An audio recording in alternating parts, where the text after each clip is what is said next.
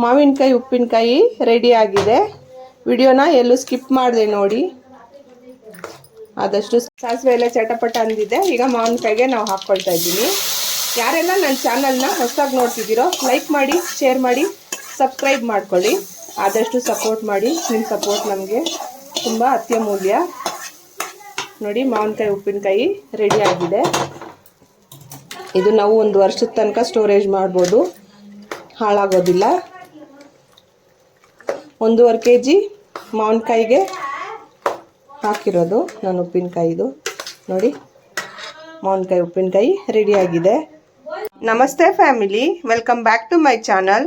It's Chinni's world. ನಾನು ಇವತ್ತು ಉಪ್ಪಿನಕಾಯಿ ಹಾಕ್ತಾಯಿದ್ದೀನಿ, ಮಾವಿನಕಾಯಿ ಉಪ್ಪಿನಕಾಯಿ. ಈಗ ಮಾವಿನಕಾಯಿ ಸೀಸನ್ನು ಬಂದಾಗಿದೆಯಲ್ವಾ. ನೋಡಿ, ನಾನು 1 kg ಅಷ್ಟು ಮಾವಿನಕಾಯಿ ತೊಗೊಂಡಿದ್ದೀನಿ.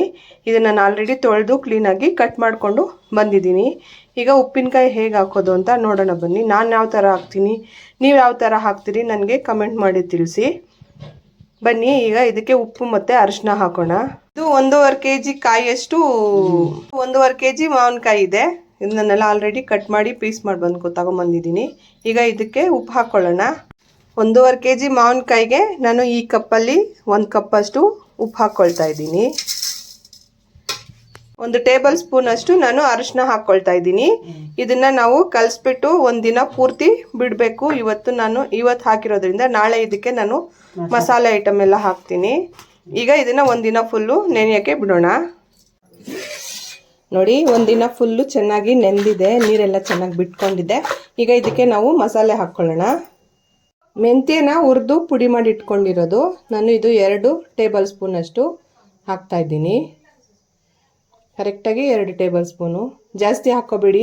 ಇದು 1.5 kg ಅಷ್ಟು ಮಾವಿನಕಾಯಿ. ಮೆಂತ್ಯ ಪುಡಿ 2 ಸ್ಪೂನ್ ಆದರೆ ಸಾಸಿವೆ ಪುಡಿನ 4 ಸ್ಪೂನ್ ಹಾಕ್ಕೋಬೇಕು.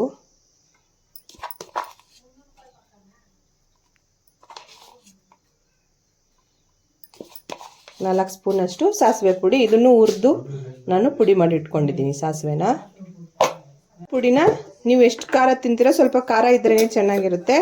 ಯಾವ ಟೇಬಲ್ ಸ್ಪೂನಲ್ಲಿ ಹಾಕ್ಕೊಂಡಿರ್ತೀರೋ ಅದೇ ಟೇಬಲ್ ಸ್ಪೂನಲ್ಲಿ ನಾನು 4 ಟೇಬಲ್ ಸ್ಪೂನ್ ಅಷ್ಟು ನಾನು ಖಾರದ ಪುಡಿ ಹಾಕ್ಕೊಳ್ತಾ ಇದ್ದೀನಿ.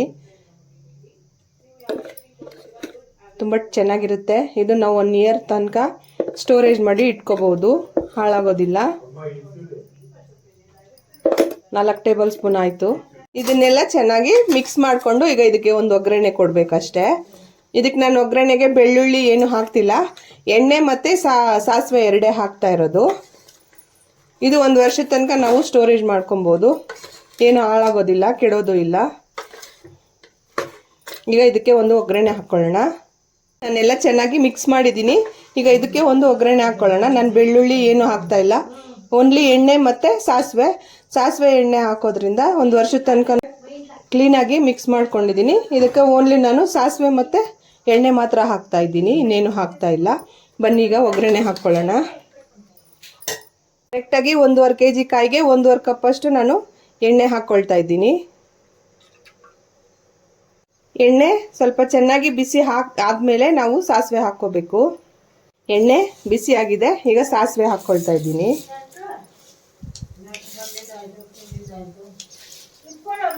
ನೋಡಿ, ಸಾಸಿವೆ ಎಲ್ಲ ಚಟಪಟ ಅಂತ ಇದೆ. ಇವಾಗ ನಾವು ಈ ಒಗ್ಗರಣೆನ ನಾನು ಸ್ಟವ್ ಆಫ್ ಮಾಡ್ತಾ ಇದ್ದೀನಿ. ಸ್ಟವ್ ಆಫ್ ಮಾಡಿಬಿಟ್ಟು ನಾವು ಮಾವಿನಕಾಯಿಗೆ ಹಾಕ್ಕೋಬೇಕು. ಸಾಸಿವೆ ಎಲ್ಲ ಚಟಪಟ ಅಂದಿದೆ. ಈಗ ಮಾವಿನಕಾಯಿಗೆ ನಾವು ಹಾಕ್ಕೊಳ್ತಾ ಇದ್ದೀನಿ. ಮಾವಿನಕಾಯಿ ಉಪ್ಪಿನಕಾಯಿ ರೆಡಿಯಾಗಿದೆ. ಹೇಗಿದೆ ಅಂತ ನೀವು ಒಮ್ಮೆ ಟ್ರೈ ಮಾಡಿ ನನಗೆ ಕಮೆಂಟ್ ಮಾಡಿ ತಿಳಿಸಿ. ನಾನು ಇದು 1.5 kg ಕಾಯಿಗೆ ನೀವು ಎಷ್ಟು kg ತೊಗೊತೀರೋ ಅದ್ರ ಮೇಲೆ ನೀವು ಮಸಾಲೆ ಹಾಕ್ಕೊಳ್ಳಿ. ನಾನು 1.5 kgಗೆ 2 ಸ್ಪೂನ್ ಅಷ್ಟು ಮೆಂತ್ಯ ಪುಡಿ ಹಾಕಿದ್ದೀನಿ, 4 ಸ್ಪೂನ್ ಅಷ್ಟು ಸಾಸಿವೆ ಪುಡಿ ಹಾಕಿದ್ದೀನಿ, ಖಾರದ ಪುಡಿ ಬಂದು 4 ಸ್ಪೂನ್ ಅಷ್ಟು ಹಾಕಿದ್ದೀನಿ. ನಾನು ಎಣ್ಣೆ 1.5 ಕಪ್ಪಷ್ಟು ಎಣ್ಣೆ ಹಾಕಿದ್ದೀನಿ. ನೋಡಿ, ಮಾವಿನಕಾಯಿ ಉಪ್ಪಿನಕಾಯಿ ರೆಡಿಯಾಗಿದೆ. ಮಾವಿನಕಾಯಿ ಉಪ್ಪಿನಕಾಯಿ ರೆಡಿಯಾಗಿದೆ. ಇಲ್ಲಿ ತನಕ ಈ ರೆಸಿಪಿನ ನೋಡಿದ್ದಕ್ಕೆ ತುಂಬ ಹೃದಯದ ಧನ್ಯವಾದಗಳು. Thank you so much. Thanks for watching. Please bell ಐಕನ್ನ ಪ್ರೆಸ್ ಮಾಡೋದು ಮಾತ್ರ ಮರಿಬೇಡಿ. ವಿಡಿಯೋನ ಎಲ್ಲೂ ಸ್ಕಿಪ್ ಮಾಡ್ದೆ ನೋಡಿ. Thank you, bye.